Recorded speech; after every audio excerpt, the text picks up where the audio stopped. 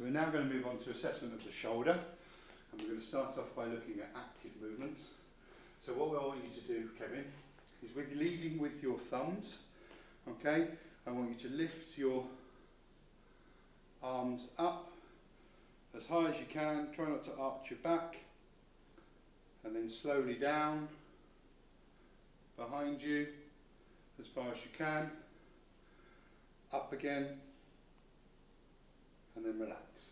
Okay? And we're looking for symmetry of movement. We're looking at how far do we go right to left. We're also looking at the shoulder blade, the scapula, to see what movement it has and whether it moves symmetrically left to right.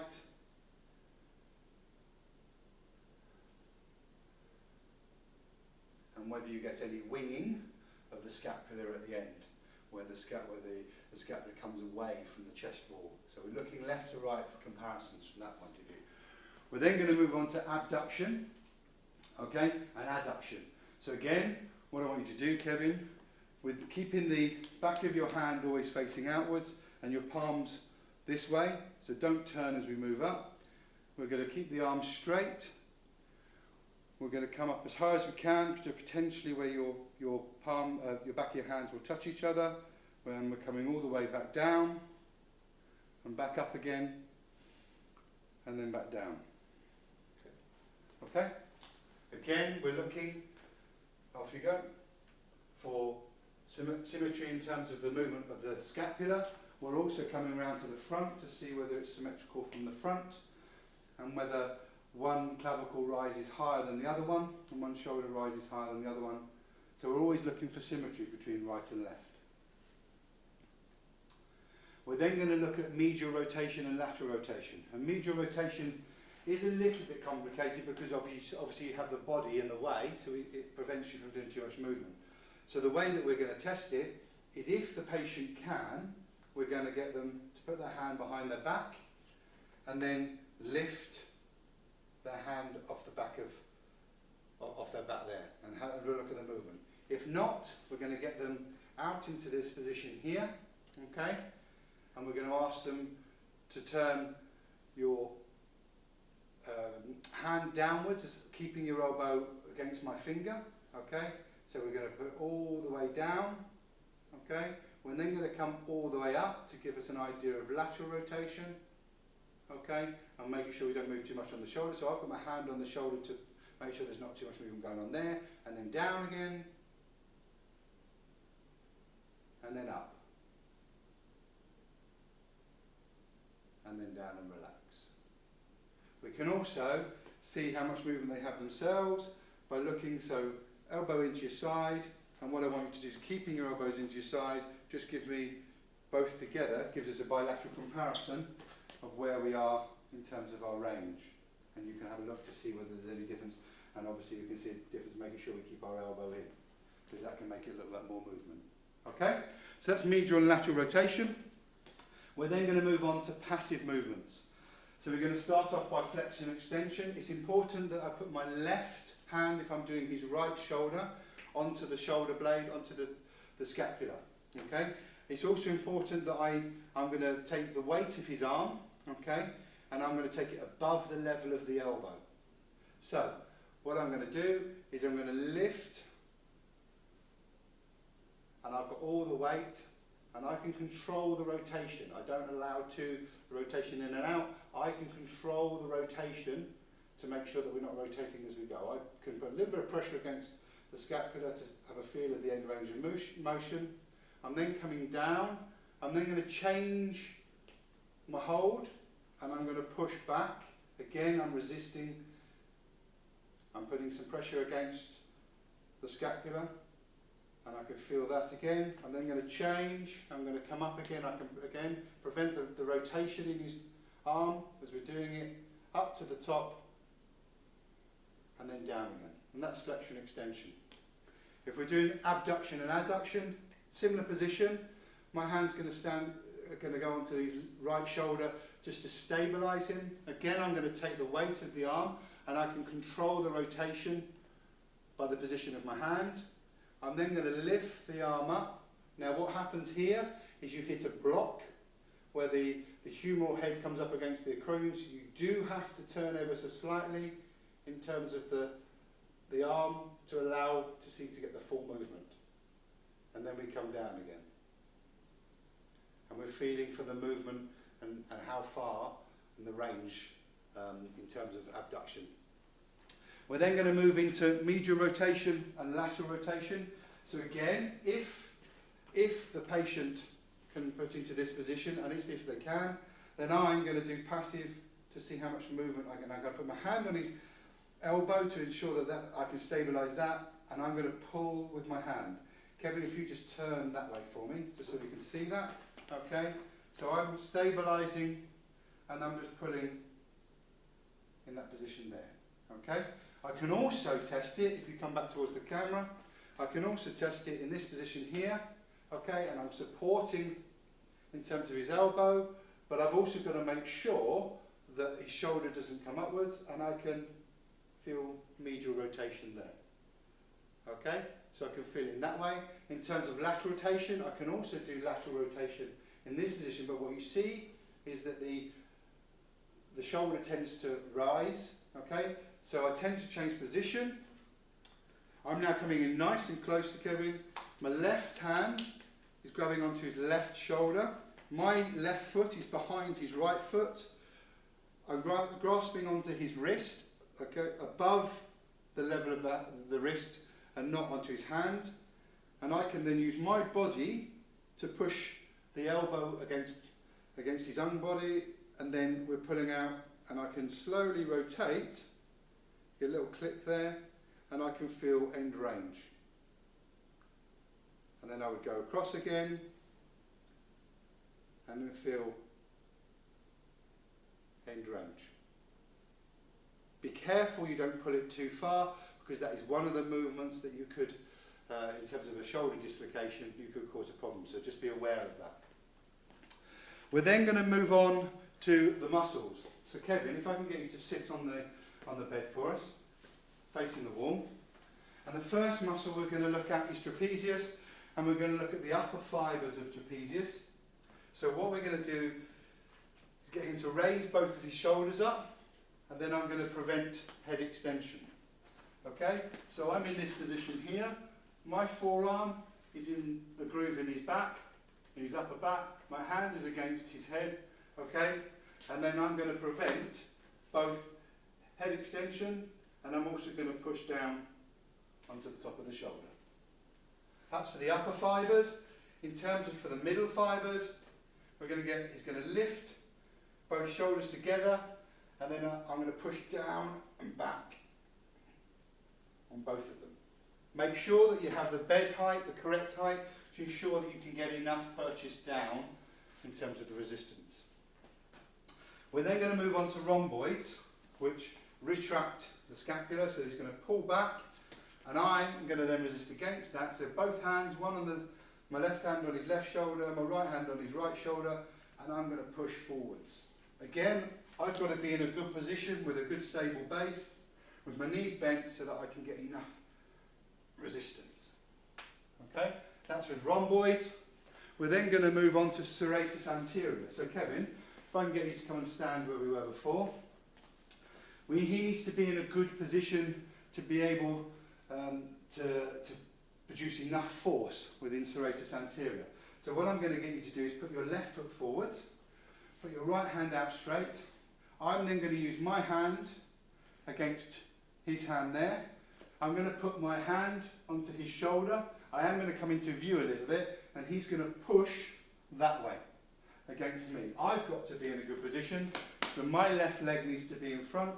My hand goes onto the scapula, and then push. Go on, push, push, push, push, push. And all I'm doing is making sure what happens with his scapula and getting him to push forwards and then relax. That's serratus anterior. We're then going to move on to supraspinatus. And what I'm going to do is I'm going to be hugging nice and close. Okay, if we get you just to face that way for me. Okay, and I'm adjusting his position for the camera. Obviously, when you're doing assessment, you don't keep moving his position. But I'm adjusting it so that you can see how we're doing this. I'm coming in nice and close now behind him. My right hand is grasping his right shoulder. Again, all of these you would do comparisons right versus left. I'm just showing it for the purposes of the camera.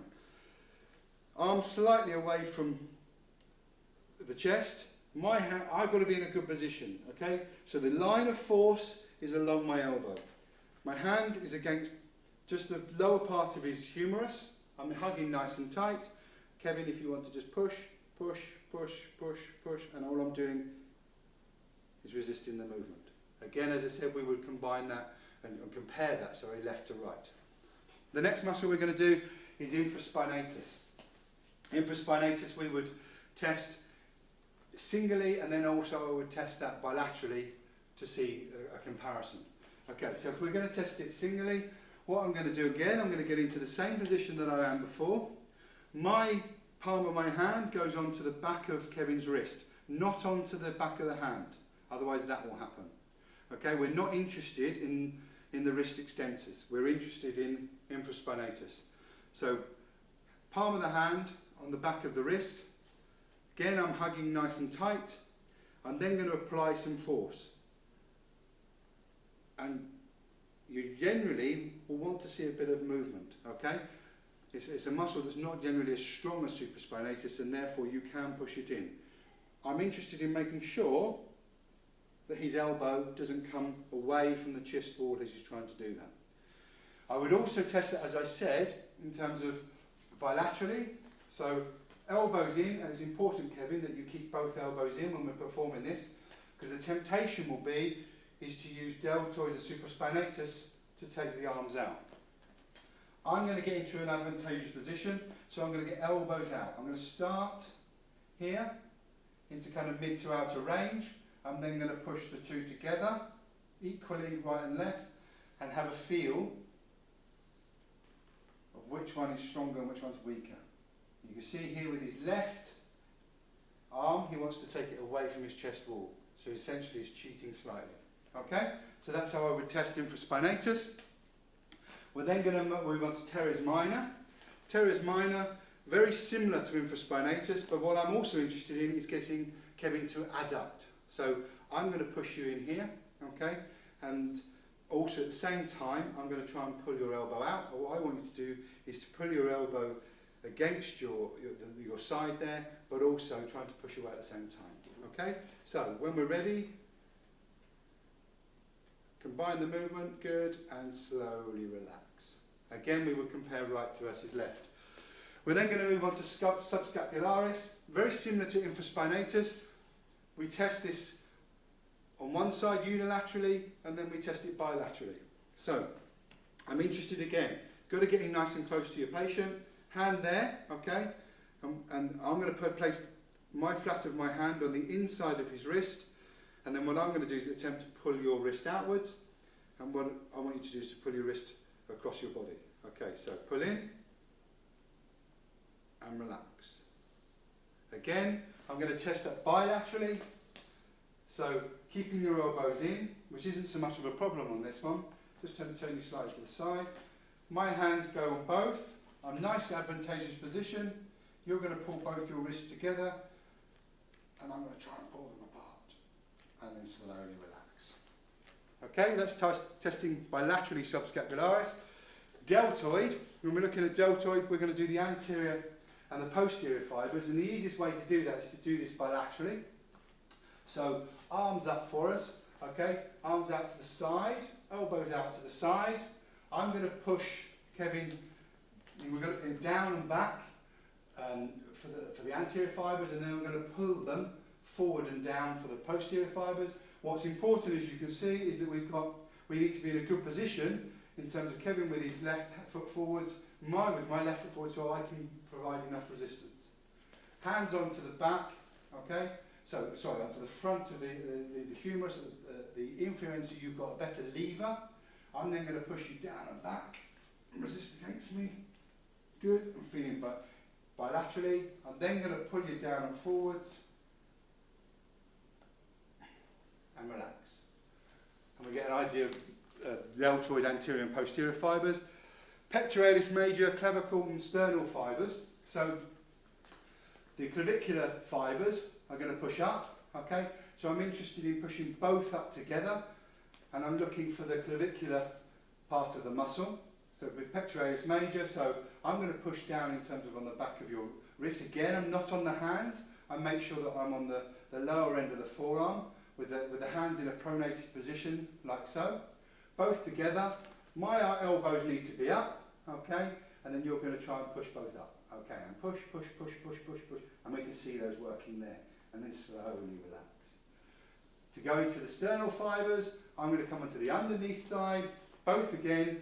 And now again, I'm going to get my elbows out to give me an advantage, okay? And then Kevin's going to push down both together. Push, push, push, push, push, push, push, push, push, push, push. If you need to, and you find that they are beating you, just change your hand hold, okay? And I'm now underneath him. So there's no way that Kevin's going to push me down. So now if you push down, he can't push down any further than me, okay? That's looking at the pectoralis, clavicular and sternal fibres. Latissimus dorsi, or dorsi, what I'm looking for is to put his left hand onto my left shoulder. Again, it's important that we get him his good base of support, a nice wide base of support so he can generate enough force. I also have to have that as well. And what I'm going to ask you to do is to push from a slightly abducted position down and back, maintaining your body position as you are. So are you ready? You're going to push down into my shoulder, push, push, push, go on, go on, down and back, down and back, down and back, down and back, and I can just resist him. Get a feeling for how much strength he's got, and then I'm going to compare that to the other side. We're then going to look at long-headed biceps brachii. So this works across two joints. It works across the front of the shoulder, but also across the elbow. So I need to place my hand below the elbow. I'm going to put my right hand to stabilise, and then I'm going to get him to push, and I'm going to try and push you down and back. Okay? So I'm in a good position again. My elbow's up to be able to get enough force, and then I can push and push down, and then slowly relax. That's for biceps brachii. We're then looking at triceps brachii.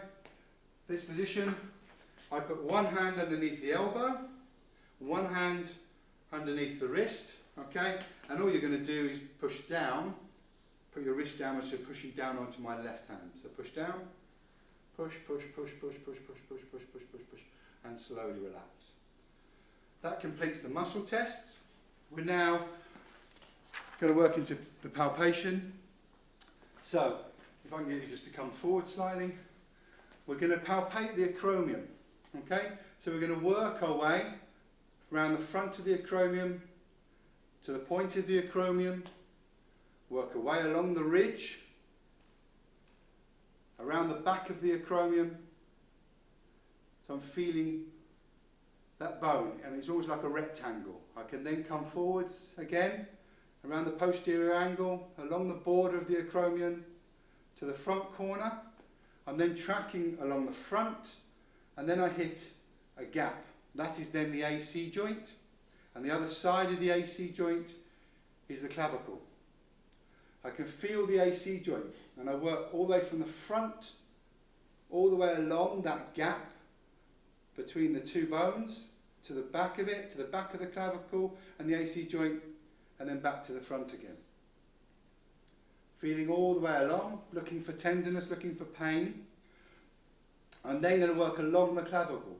Again, working all the way along the clavicle, all the way down, feeling it, feeling it, feeling it, until eventually you will come to another dip again.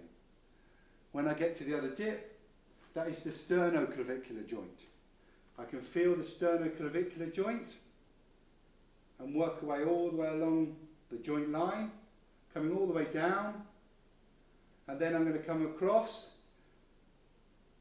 to the middle point here, which is the sternal notch. Okay, so this is the sternal notch, and you can feel the ridge there at the top of Kevin's rib cage. Okay, we're then going to work, we're not going to go posteriorly, so we're going to work from the acromion where we've worked before, where we've palpated before, come from the posterior angle of the acromion, along the spinous scapula, all the way, keep feeling all the way along the spinous scapula, until eventually we come to the medial border. You can see my finger there dip in. We can feel now down the medial border of the scapula to the inferior angle, which is the kind of corner here. And then we work up the lateral border of the scapula and all the way back up again. And then it starts to dip underneath the muscles here, and it's much harder to feel. So mainly you can only really feel the lateral border in the lower, the more inferior parts of it.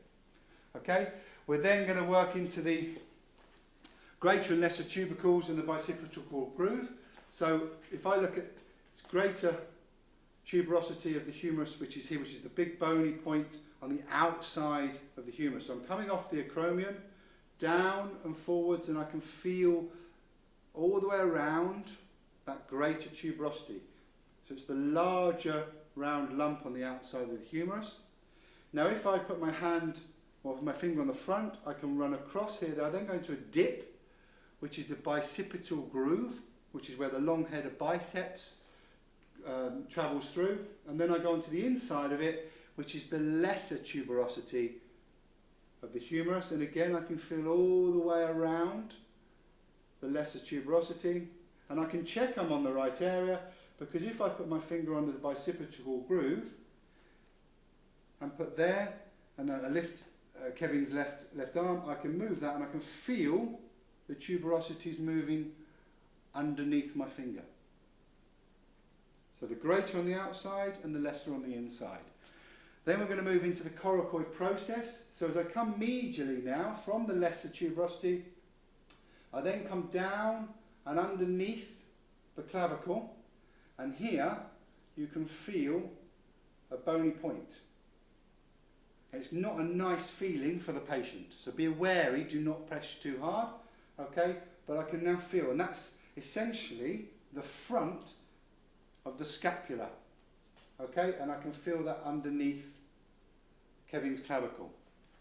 Finally, we're going to look at the joint line, and the joint line essentially is just lateral to the coracoid process, coming along, and it comes in an arc around from the inside medial to the lesser tuberosity of the humerus, and it works away in an arc around there from where the glenoid cavity will be underneath, and the humerus just sits in an arc around there. And that concludes the palpation of the shoulder and the examination and assessment of the shoulder.